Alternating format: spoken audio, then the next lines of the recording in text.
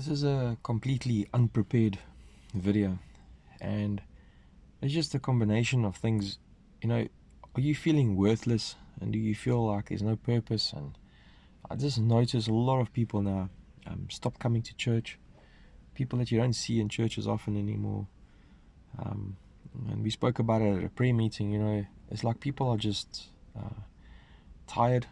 I suppose life is busy. Life gets to a point where you don't feel like carrying on. It's just the same thing over and over.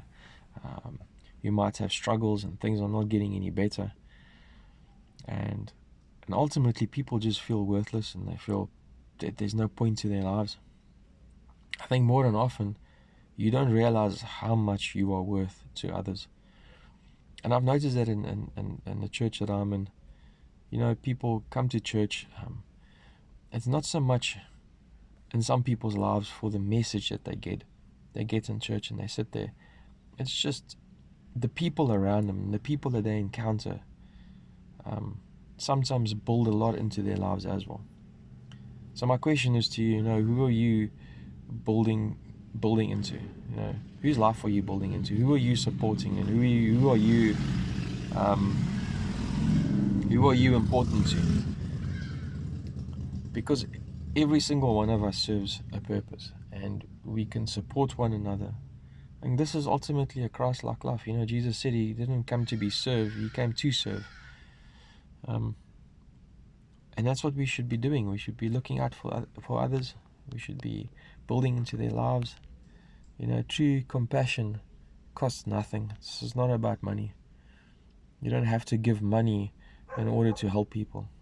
There's many ways to help people, and more often than not, being there for people and assisting them through hard times is what matters. So the question is, are you willing to do that? And you will find that when you are there for others, it actually brings joy to your life. It brings purpose to your life. It brings fulfillment to your life. And we just need to continue living a Christ-like life.